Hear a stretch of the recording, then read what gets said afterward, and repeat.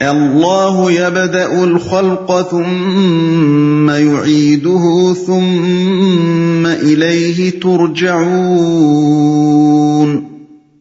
وَيَوْمَ تَقُومُ السَّاعَةُ يُبْلِسُ الْمُجْرِمُونَ اللہ ہی خلق کی ابتدا کرتا ہے، پھر وہی اس کا اعادہ کرے گا، پھر اسی کی طرف تم پلٹائے جاؤ گے، اور جب وہ ساعت برپا ہوگی اس دن مجرم ہک دھک رہ جائیں گے،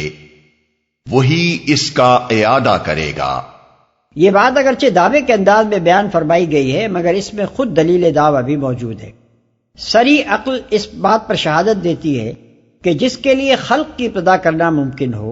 اس کے لیے اسی خلق کا اعادہ کرنا بدرجہ اولا ممکن ہے۔ خلق کی ابتدا تو ایک امر واقعہ ہے جو سب کے سامنے موجود ہے، اور کفار و مشرکین بھی مانتے ہیں کہ یہ اللہ تعالیٰ ہی کا فعل ہے۔ اس کے بعد ان کا یہ خیال کرنا سراسر نامعقول بات ہے کہ وہی خدا جس نے اس خلق کی ابتدا کی ہے اس کا اعادہ نہیں کر سکتا۔ جب وہ ساعت برپا ہوگی، یعنی اللہ تعالیٰ کی طرف پلٹنے اور اس کے حضور پیش ہونے کی ساعت، مجرم ہک دک رہ جائیں گے۔ اصل میں لفظ ابلاس استعمال کیا گیا ہے، جس کے معنی ہے سخت مایوسی اور صدمے کی بنا پر کسی شخص کا گمسم ہو جانا، امید کے سارے راستے بند پا کر حیران و ششدر رہ جانا، کوئی حجت نہ پا کر دم بخود رہ جانا۔ یہ لفظ جب مجرم کے لیے استعمال کیا جائے تو ذہن کے سامنے اس کی یہ تصویر آتی ہے کہ ایک شخص عین حالت جرم میں بھرے ہاتھوں یعنی ریڈ ہینڈڈ پکڑا گیا ہے، نہ فرار کی کوئی راہ پاتا ہے، نہ اپنی صفائی میں کوئی چیز پیش کر کے بچ نکلنے کی توقع رکھتا ہے۔ اس لیے زبان اس کی بند ہے اور وہ انتہائی مایوسی اور دل شکستگی کی حالت میں حیران و پریشان کھڑا ہے۔ اس مقام پر یہ بات بھی سمجھ لینی چاہیے کہ یہاں مجرمین سے مراد صرف وہی لوگ نہیں ہیں جنہوں نے دنیا میں قتل، چوری، ڈاکے اور اسی طرح کے دوسرے جرائم کیے ہیں، بلکہ وہ سب لوگ مراد ہیں جنہوں نے خدا سے بغاوت کی ہے، اس کے رسولوں کی تعلیم و ہدایت کو قبول کرنے سے انکار کیا ہے، آخرت کی جواب دہی کے منکر یا اس سے بے فکر رہے ہیں، اور دنیا میں خدا کے بجائے دوسروں کی یا اپنے نفس کی بندگی کرتے رہے ہیں۔ خواہ اس بنیادی گمراہی کے ساتھ انہوں نے وہ افعال کیے ہوں یا نہ کیے ہوں جنہیں عرف عام میں جرائم کہا جاتا ہے۔ مزید برآں اس میں وہ لوگ بھی شامل ہیں جنہوں نے خدا کو مان کر، اس کے رسولوں پر ایمان لا کر، آخرت کا اقرار کر کے پھر دانستہ اپنے رب کی نافرمانیاں کی ہیں اور آخر وقت تک اپنی اس باغیانہ روش پر ڈٹے رہیں۔ یہ لوگ جب اپنی توقعات کے بالکل خلاف عالم آخرت میں یکایک جی اٹھیں گے اور دیکھیں گے کہ یہاں تو واقعی وہ دوسری زندگی پیش آ گئی ہے جس کا انکار کر کے یا جسے نظر انداز کر کے وہ دنیا میں کام کرتے رہے تھے، تو ان کے حواس باختہ ہو جائیں گے اور وہ کیفیت ان پر طاری ہوگی جس کا نقشہ یبلس المجرمون کے الفاظ میں کھینچا گیا ہے۔ وَلَمْ يَكُنْ لَهُم مِّن شُرَكَائِهِمْ شُفَعَاءُ وَكَانُوا بِشُرَكَائِهِمْ كَافِرِينَ۔ ان کے ٹھہرائے ہوئے شریکوں میں کوئی ان کا سفارشی نہ ہوگا اور وہ اپنے شریکوں کے منکر ہو جائیں گے، کوئی ان کا سفارشی نہ ہوگا۔ شرکاء کا اطلاق 3 قسم کی ہستیوں پر ہوتا ہے، ایک ملائکہ، انبیاء، اولیاء اور شہداء و صالحین، جن کو مختلف زبانوں میں مشرکین نے خدائی صفات و اختیارات کا حامل قرار دے کر ان کے آگے مراسم عبودیت انجام دیے ہیں۔ وہ قیامت کے روز صاف کہہ دیں گے کہ تم یہ سب کچھ ہماری مرضی کے بغیر بلکہ ہماری تعلیم و ہدایت کے سراسر خلاف کرتے رہے ہو، اس لیے ہمارا تم سے کوئی واسطہ نہیں، ہم سے کوئی امید نہ رکھو کہ ہم تمہاری شفاعت کے لیے خدائے بزرگ کے سامنے کچھ عرض معروض کریں گے۔ دوسری قسم ان اشیاء کی ہے جو بے شعور یا بے جان ہیں، جیسے چاند، سورج، سیارے، درخت، پتھر اور حیوانات وغیرہ۔ مشرکین نے ان کو خدا بنایا اور ان کی پرستش کی اور ان سے دعائیں مانگی، مگر وہ بیچارے بے خبر ہیں کہ اللہ میاں کے خلیفہ صاحب یہ ساری نیاز مندیاں ان کے لیے وقت فرما رہے ہیں۔ ظاہر ہے کہ ان میں سے کوئی بھی وہاں ان کی شفاعت کے لیے آگے بڑھنے والا نہ ہوگا۔ تیسری قسم ان اکابر مجرمین کی ہے جنہوں نے خود کوشش کر کے مکر و فریب سے کام لے کر، جھوٹ کے جال پھیلا کر یا طاقت استعمال کر کے دنیا میں خدا کے بندوں سے اپنی بندگی کرائی، مثلا شیطان، جھوٹے مذہبی پیشوا اور ظالم و جابر حکمران وغیرہ۔ یہ وہاں خود گرفتار بلا ہوں گے، اپنے ان بندوں کی سفارش کے لیے آگے بڑھنا تو درکنار، ان کی تو الٹی کوشش یہ ہوگی کہ اپنے نامہ اعمال کا بوجھ ہلکا کریں اور داور محشر کے حضور یہ ثابت کر دیں کہ یہ لوگ اپنے جرائم کے خود ذمہ دار ہیں، ان کی گمراہی کا وبال ہم پر نہیں پڑنا چاہیے۔ اس طرح مشرکین کو وہاں کسی طرف سے بھی کوئی شفاعت بہم نہ پہنچے گی۔ وہ اپنے شریکوں کے منکر ہو جائیں گے، یعنی اس وقت یہ مشرکین خود اس بات کا اقرار کریں گے کہ ہم ان کو خدا کا شریک ٹھہرانے میں غلطی پر تھے۔ ان پر یہ حقیقت کھل جائے گی کہ فی الواقع ان میں سے کسی کا بھی خدائی میں کوئی حصہ نہیں ہے، اس لیے جس شرک پر آج وہ دنیا میں اصرار کر رہے ہیں اسی کا وہ آخرت میں انکار کر دیں گے۔ وَيَوْمَ تَقُومُ السَّاعَةُ يَوْمَئِذٍ يَتَفَرَّقُونَ، جس روز وہ ساعت برپا ہوگی اس دن سب انسان الگ گروہوں میں بٹ جائیں گے۔ یعنی دنیا کی وہ تمام جتھا بندیاں جو آج قوم، نسل، وطن، زبان، قبیلہ و برادری اور معاشی و سیاسی مفادات کی بنیاد پر بنی ہوئی ہیں اس روز ٹوٹ جائیں گی، اور خالص عقیدے اور اخلاق و کردار کی بنیاد پر نئے سرے سے ایک دوسری گروہ بندی ہوگی۔ ایک طرف نوع انسانی کی تمام اگلی پچھلی قوموں میں سے مومن و صالح انسان الگ چھانٹ لیے جائیں گے اور ان سب کا ایک گروہ ہوگا، دوسری طرف ایک ایک قسم کے گمراہانہ نظریات و عقائد رکھنے والے اور ایک ایک قسم کے جرائم پیشہ لوگ اس عظیم الشان انسانی بھیڑ میں سے چھانٹ چھانٹ کر الگ نکال لیے جائیں گے اور ان کے الگ الگ گروہ بن جائیں گے۔ دوسرے الفاظ میں یوں سمجھنا چاہیے کہ اسلام جس چیز کو اس دنیا میں تفریق اور اجتماع کی حقیقی بنیاد قرار دیتا ہے اور جسے جاہلیت کے پرستار یہاں ماننے سے انکار کرتے ہیں، آخرت میں اسی بنیاد پر تفریق بھی ہوگی اور اجتماع بھی۔ اسلام کہتا ہے کہ انسانوں کو کاٹنے اور جوڑنے والی اصل چیز عقیدہ اور اخلاق ہے۔ ایمان لانے والے اور خدائی ہدایت پر نظام زندگی کی بنیاد رکھنے والے ایک امت ہیں، خواہ وہ دنیا کے کسی گوشے سے تعلق رکھتے ہوں، اور کفر و فسق کی راہ اختیار کرنے والے ایک دوسری امت ہیں، خواہ ان کا تعلق کسی نسل و وطن سے ہو۔ ان دونوں کی قومیت ایک نہیں ہو سکتی، یہ نہ دنیا میں ایک مشترک راہ زندگی بنا کر ایک ساتھ چل سکتے ہیں اور نہ آخرت میں ان کا انجام ایک ہو سکتا ہے۔ دنیا سے آخرت تک ان کی راہ اور منزل ایک دوسرے سے الگ ہے۔ جاہلیت کے پرستار اس کے برعکس ہر زمانے میں اصرار کرتے رہے ہیں اور آج بھی اسی بات پر مصر ہیں کہ جتھا بندی نسل اور وطن اور زبان کی بنیادوں پر ہونی چاہیے۔ ان بنیادوں کے لحاظ سے جو لوگ مشترک ہوں انہیں بلا لحاظ مذہب و عقیدہ ایک قوم بن کر دوسری ایسی ہی قوموں کے مقابلے میں متحد ہونا چاہیے، اور اس قومیت کا ایک ایسا نظام زندگی ہونا چاہیے جس میں توحید اور شرک اور دہریت کے معتقدین سب ایک ساتھ مل کر چل سکیں۔ یہی تخیل ابو جہل اور ابو لہب اور سرداران قریش کا تھا جب وہ بار بار محمد صلی اللہ علیہ وسلم پر الزام رکھتے تھے کہ اس شخص نے آ کر ہماری قوم میں تفرقہ ڈال دیا ہے۔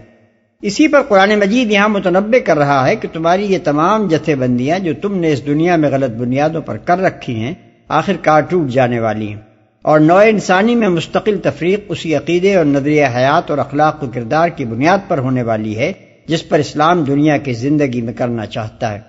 جن لوگوں کی منزل ایک نہیں ہے ان کی راہ زندگی آخر کیسے ایک ہو سکتی ہے؟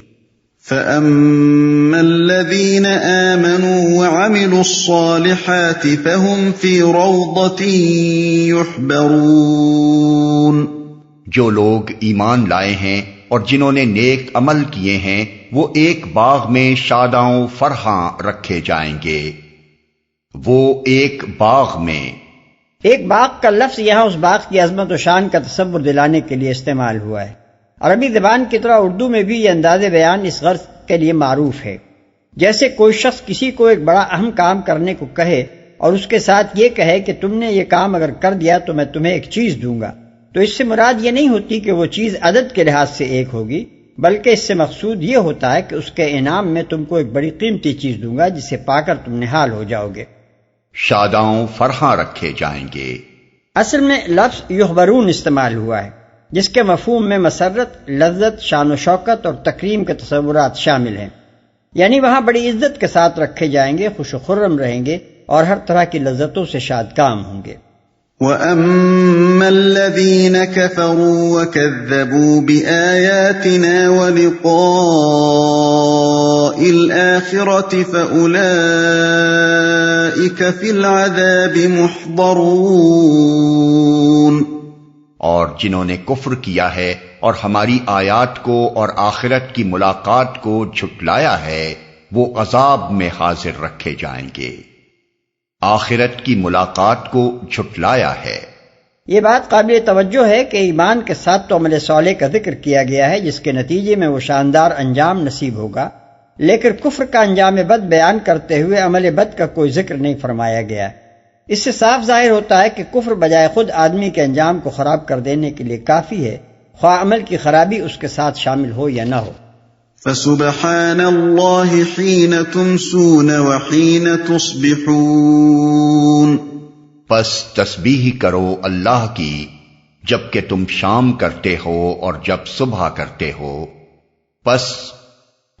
اس معنی میں ہے کہ جب تمہیں یہ معلوم ہو گیا کہ ایمان و عمل صالح کا انجام وہ کچھ اور کفر و تکذیب کا انجام یہ کچھ ہے، تو تمہیں یہ طرز عمل اختیار کرنا چاہیے۔ نیز یہ پس اس معنی میں بھی ہے کہ مشرکین و کفار حیات اخروی کو ناممکن قرار دے کر اللہ تعالیٰ کو دراصل عاجز و درماندہ قرار دے رہے ہیں، لہذا تم اس کے مقابلے میں اللہ کی تسبیح کرو اور اس کمزوری سے اس کے پاک ہونے کا اعلان کرو۔ اس ارشاد کے مخاطب نبی صلی اللہ علیہ وسلم اور آپ کے واسطے سے تمام اہل ایمان ہیں۔ تسبیح کرو اللہ کی، اللہ کی تسبیح کرنے سے مراد ان تمام عیوب اور نقائص اور کمزوریوں سے جو مشرکین اپنے شرک اور انکار آخرت سے اللہ کی طرف منسوب کرتے ہیں، اس ذات بے ہمتا کے پاک اور منزہ ہونے کا اعلان و اظہار کرنا ہے۔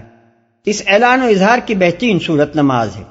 اسی بنا پر ابن عباس، مجاہد، قتادہ، ابن زید اور دوسرے مفسرین کہتے ہیں کہ یہاں تسبیح کرنے سے مراد نماز پڑھنا ہے۔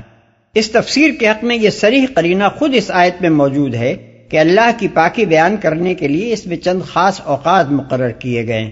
ظاہر بات ہے کہ اگر محض یہ عقیدہ رکھنا مقصود ہو کہ اللہ تمام عیوب و نقائص سے منزہ ہے، تو اس کے لیے صبح و شام اور ظہر و عصر کے اوقات کی پابندی کا کوئی سوال پیدا نہیں ہوتا، کیونکہ یہ عقیدہ تو مسلمان کو ہر وقت رکھنا چاہیے۔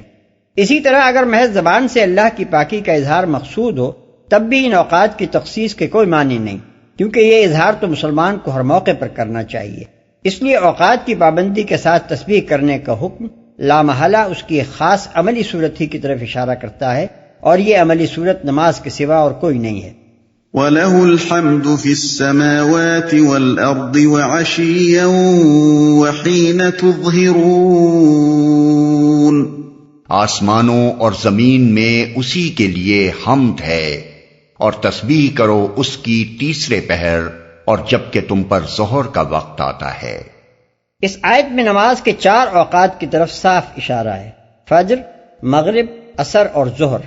اس کے علاوہ مزید اشارات جو قرآن مجید میں اوقات نماز کی طرف کیے گئے ہیں حسب ذیل ہیں: اقم الصلاۃ لدلوک الشمس الی غسق اللیل وقرآن الفجر، بنی اسرائیل آیت 78۔ یعنی نماز قائم کرو آفتاب ڈھلنے کے بعد سے رات کی تاریکی تک، اور فجر کے وقت قرآن پڑھنے کا اہتمام کرو۔ وَأَقِمِ الصَّلَاةَ طَرْفَيِ النَّهَارِ وَزُلْفًا مِّنَ اللَّيْلِ، سورہ ہود آیت 114۔ یعنی اور نماز قائم کرو دن کے دونوں سروں پر اور کچھ رات گزرنے پر۔ وَسَبِّحْ بِحَمْدِ رَبِّكَ قَبْلَ طُلُوعِ الشَّمْسِ وَقَبْلَ غُرُوبِهَا وَمِنْ آنَاءِ اللَّيْلِ فَسَبِّحْ وَأَطْرَافَ النَّهَارِ، طٰہَ آیت 130۔ اور اپنے رب کی حمد کے ساتھ اس کی تسبیح کرو سورج نکلنے سے پہلے اور اس کے غروب ہونے سے پہلے، اور رات کی کچھ گھڑیوں میں پھر تسبیح کرو اور دن کے کناروں پر۔ ان میں سے پہلی آیت بتاتی ہے کہ نماز کے اوقات زوال آفتاب کے بعد سے عشاء تک ہے، اور اس کے بعد پھر فجر کا وقت ہے۔ دوسری آیت میں دن کے دونوں سروں سے مراد صبح اور مغرب کے اوقات ہیں، اور کچھ رات گزرنے پر سے مراد عشاء کا وقت۔ تیسری آیت میں قبل طلوع آفتاب سے مراد فجر اور قبل غروب سے مراد عصر۔ رات کی گھڑیوں میں مغرب اور عشاء دونوں شامل ہیں، اور دن کے کنارے 3 ہیں، ایک صبح، دوسرے زوال آفتاب، تیسرے مغرب۔ اس طرح قرآن مجید مختلف مقامات پر نماز کے ان 5 اوقات کی طرف اشارہ کرتا ہے جن پر آج دنیا بھر کے مسلمان نماز پڑھتے ہیں، لیکن ظاہر ہے کہ محض ان آیات کو پڑھ کر کوئی شخص بھی اوقات نماز متعین نہ کر سکتا تھا جب تک کہ اللہ کے مقرر کیے ہوئے معلم قرآن محمد صلی اللہ علیہ وسلم خود اپنے قول اور عمل سے ان کی طرف رہنمائی نہ فرماتے۔ یہاں ذرا تھوڑی دیر ٹھہر کر منکرین حدیث کی اس جسارت پر غور کیجیے کہ وہ نماز پڑھنے کا مذاق اڑاتے ہیں اور کہتے ہیں کہ یہ نماز جو آج مسلمان پڑھ رہے ہیں یہ سرے سے وہ چیز ہی نہیں ہے جس کا قرآن میں حکم دیا گیا ہے۔ ان کا ارشاد ہے کہ قرآن تو اقامت صلاۃ کا حکم دیتا ہے، اور اس سے مراد نماز پڑھنا نہیں بلکہ نظام ربوبیت قائم کرنا ہے۔ اب ذرا ان سے پوچھئے کہ وہ کون سا نرالا نظام ربوبیت ہے جسے یا تو طلوع آفتاب سے پہلے قائم کیا جا سکتا ہے یا پھر زوال آفتاب کے بعد سے کچھ رات گزرنے تک، اور وہ کون سا نظام ربوبیت ہے جو خاص جمعے کے دن قائم کیا جانا مطلوب ہے۔ اذا نودی للصلاة من یوم الجمعۃ فاسعوا الی ذکر اللہ۔ اور نظام ربوبیت کی آخر وہ کون سی خاص قسم ہے کہ اسے قائم کرنے کے لیے جب آدمی کھڑا ہو تو پہلے منہ اور کوہنیوں تک ہاتھ اور ٹخنوں تک پاؤں دھو لے اور سر پر مسح کر لے، ورنہ وہ اسے قائم نہیں کر سکتا۔ اذا قمتم الی الصلاة فاغسلوا وجوہکم وایدیکم الی المرافق۔ اور نظام ربوبیت کے اندر آخر یہ کیا خصوصیت ہے کہ اگر آدمی حالت جنابت میں ہو تو جب تک وہ غسل نہ کر لے اسے قائم نہیں کر سکتا۔ لا تقربوا الصلاة ولا جنبا الا عابری سبیل حتی تغتسلوا۔ اور یہ کیا معاملہ ہے کہ اگر آدمی عورت کو چھو بیٹھا ہو اور پانی نہ ملے تو اس عجیب و غریب نظام ربوبیت کو قائم کرنے کے لیے اسے پاک مٹی پر ہاتھ مار کر اپنے چہرے اور منہ پر ملنا ہوگا۔ او لامستم النساء فلم تجدوا ماء فتیمموا صعیدا طیبا فامسحوا بوجوہکم وایدیکم منہ۔ اور یہ کیسا عجیب نظام ربوبیت ہے کہ اگر سفر پیش آ جائے تو آدمی اسے پورا قائم کرنے کے بجائے آدھا ہی قائم کر لے۔ وَإِذَا ضَرَبْتُمْ فِي الْأَرْضِ فَلَيْسَ عَلَيْكُمْ جُنَاحٌ أَن تَقْصُرُوا مِنَ الصَّلَاةِ۔